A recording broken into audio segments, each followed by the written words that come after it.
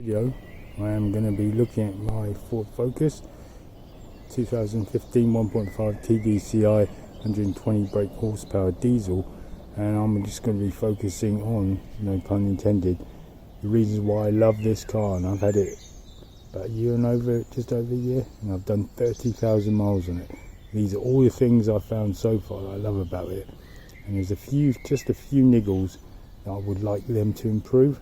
So straight away it does about 60 miles per gallon after 136,000 miles.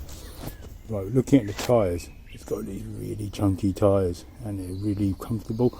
Look how deep that is, so you get a really comfortable ride. You're not going to hit the curb anytime soon. You're less likely to get curb rashes because the tyre bulges out further than the rim. Other things you get standard fog lights. You get these really cool, after 136,000 miles, look how nice and shiny and glossy that still is. You haven't got them stupid LEDs that cost about £2 to fix, and these light bulbs are only £5 for a light bulb at Halfords. The grille at the front, look at that, 136,000 miles, is not flaky paint. It's plastic, but there's not one bit of flaky paint. The front of the badge at the front is absolutely crisp. You look at the bodywork, just look at the bodywork. The paint is exceptionally good. There's hardly any paint chips. Compare that to the Honda Civic I had Mark 9, loads of paint chips on that. Just a few paint chips at the top here where it catches the wind. Got this really nice stainless steel rail. Or aluminium, I'm not sure. You can't magnetize it anyway, so I think it's actually stainless steel. These here are absolutely solid. These stainless steel rails at the side, at the top of the door, they're really great. The door handles are really chunky. They're plastic. They feel really solid plastic. They don't feel like they're going to rip off or anything like that. Really chunky, heavy doors. Now the mirrors, they're not foldable. The standard model Titanium X is foldable, but the normal titanium is not foldable. That's one thing that's not so good. These trim bits are really awesome. They do kind of peel away, but they're really solidly put in. You've got a standard silicone wiper blades. They just don't wear out. Fantastic. Got a really nice bit of plastic here. Goes all the way around the car, front and back. And it's really good for horrible scratches you might get at the bottom. So there's very low chance of it rusting. You know, the underseal of cars where it usually rusts. It's a fantastic ride height. Much higher ride height than many modern cars. You've got very solid suspension system. See that? Made for its big brother, probably the RS, Ford Focus RS. Really comfortable ride. See that rubber bushing? Notice any rust in there at the bottom? There is a plastic cover. There is a small. Another thing I love, there's only a very small front engine cover at the bottom under tray. Really easy to take off. There's a long piece that runs it along the middle. I've never had to take it off. Do you see any rust on the exhaust? So, oh no, I do paint my exhaust. There's no rust on it at all. And I don't think this exhaust has ever been changed. Look, no, believe me, I do paint my exhaust. Hardly any rust. It's got very good anti-rust property. Look at that spring, 136,000 miles. Look at those springs. Look at that exhaust.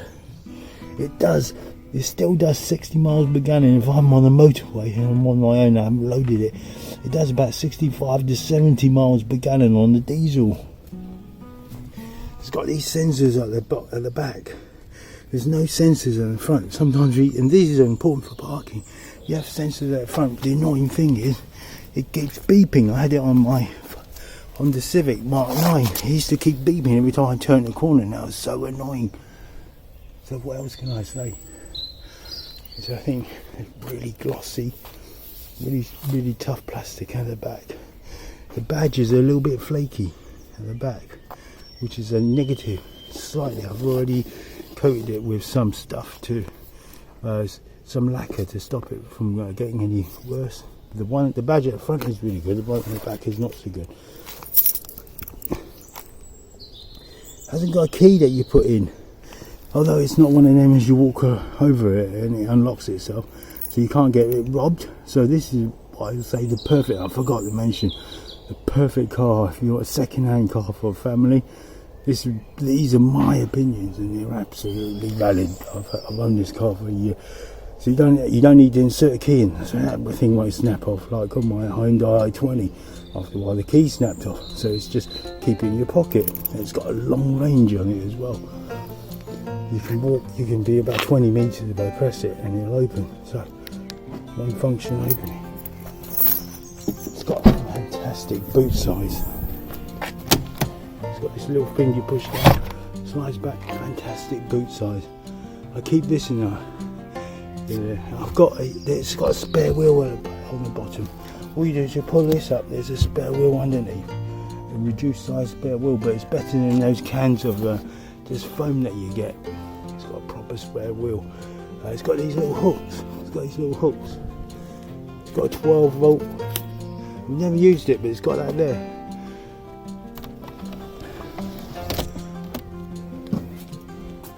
Look, all over it's just really good build quality. Check it out. It's got these little drain holes. Look, little drain holes, so you're never going to get a problem with drainage. Never really had a problem. Got autofill. Stick your diesel nozzle in there, so he hasn't even got a cap. You won't ever leave the cap lying around forgetting about it. It's got this instead of a shark top. That's a little bit old-fashioned, but anyway. Do you see any rust around it? Do you see it? Where else is a likely rust base? Here. Do you see any? You guys you've owned cars before know about it. Know about what I'm on about. Those places are where it rusts. It doesn't rust. Slightly annoying thing. Open the bonnet is on the passenger side. I'm just going to put you down for a second because I will do this in one shot.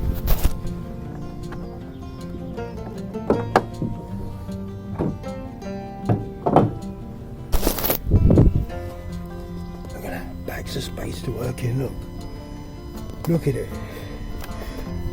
Look at my changing the timing belt video on this. I could do the timing belt. I didn't even have a problem. The water pump's down there. The water pump is driven by the timing belt. The water pump's not driven anywhere else. So when you change the timing belt, you change the water pump. Sometimes when it's chain driven, you don't change the chain, but the water pump goes. So the water pump's going to be changed when you do the timing belt. So that's never going to suddenly leak on you and wreck your engine. It's got a very nice, easy to reach tensioner for the drive belt, not the timing belt, the drive belt. Just put a spanner in there, pull it, and the drive belt falls off, or what you call the serpentine belt. It's got a very easy to open top timing belt cover, so you can check. I just did it yesterday.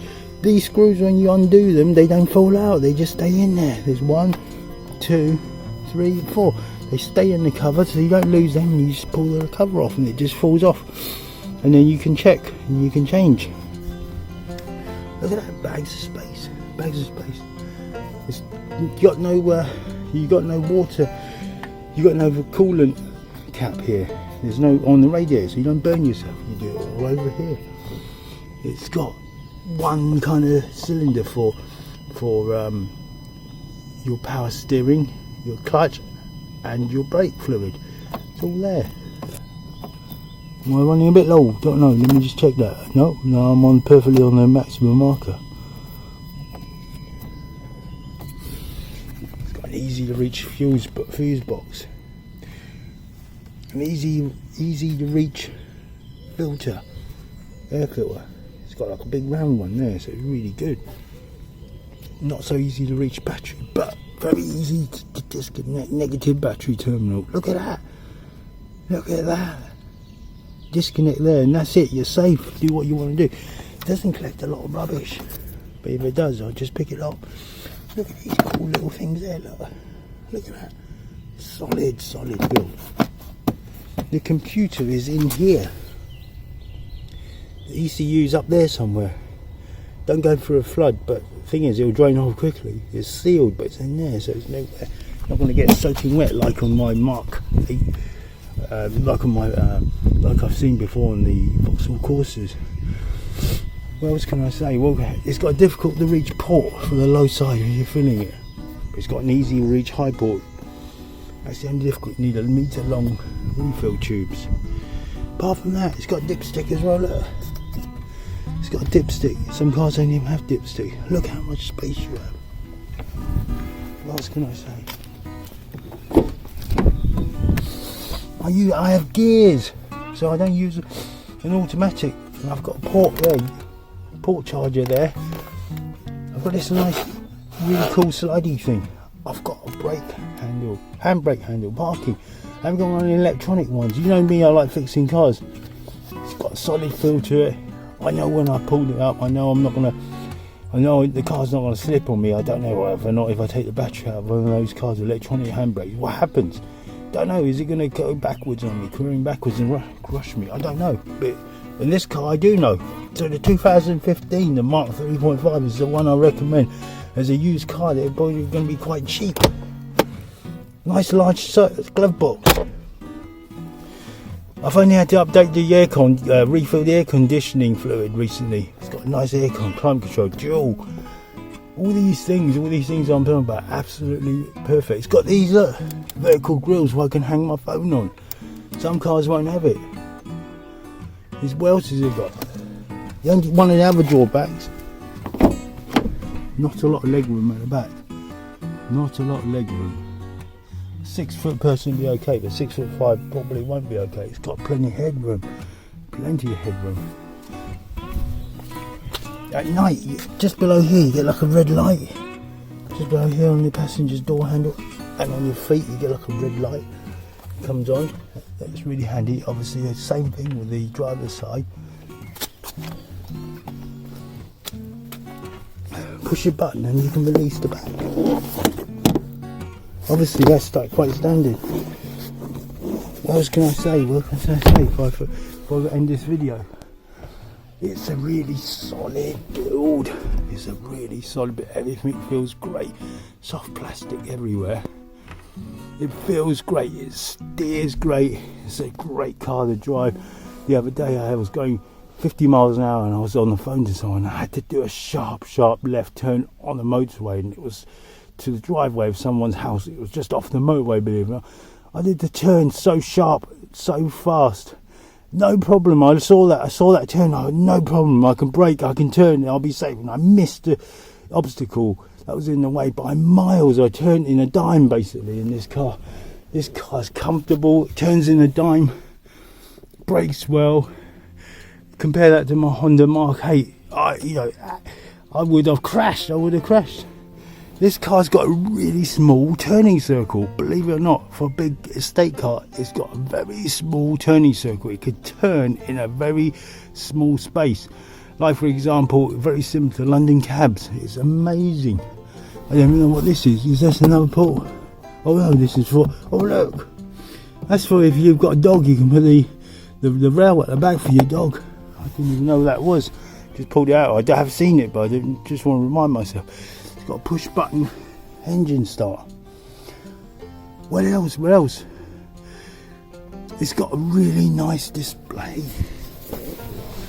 Let me switch on. All the doors open really well. Look, nearly 80 degrees probably.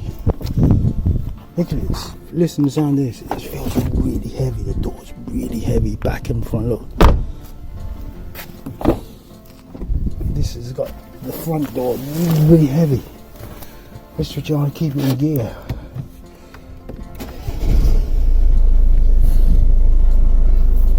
Look at that. Look at all the useful things. Look at all the displays. I can change the display. It's telling me all these problems.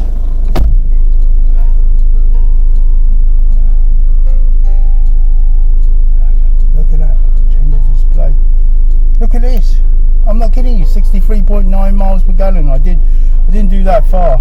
I was on my own yesterday. 23 miles, 63.9 miles per gallon on the diesel. This car can do what, 600 miles a tank. I know it can do 600 miles. I'll keep it on that display. It can link up to your home's computer network, and it will give you up-to-date travel information, but it won't change the route. You know, you can't get up to date if someone built a new estate where you live. It won't show up on the map. But saying that though, it will give you up-to-date travel information. It's got what do you call it? A really nice radio. It's got DAB radio. It will connect to your phone. You connect to your phone. You can connect your phone to it, and then you can listen to music and listen to whatever's on the phone. Got these really nice twiddly knobs. They're really brilliant. The navigation system is really awesome. There's my phone connected. Look, it's really good. It's a really good display. It's got this thing here. Look, takes the sun out of it, so it's not going to shine, and the sun's not going to shine on the screen and ruin it for you. It's got this mirror here. This mirror here auto dims. And at night, what I mean by that is you cannot get someone dazzling you with their car headlamp. It just cuts it out. It's amazing. It's got fantastic mirrors. The visibility in this car is awesome. Visibility is awesome. Wow. Okay. That's it. Please hit the like, subscribe button. If you're not really a subscriber, thanks for watching. This video is going to be about 16 minutes long, a short one. I just want to say, buy this car if you want a second-hand car. There's one of them little lights now. Buy this car, vanity mirror, with a light on it. Awesome, awesome, awesome. Oh look, well, I keep my glasses. Fantastic. Extra port, USB port back there, down there. Extra storage compartment. Awesome stuff. Thanks for watching. Goodbye from Ford.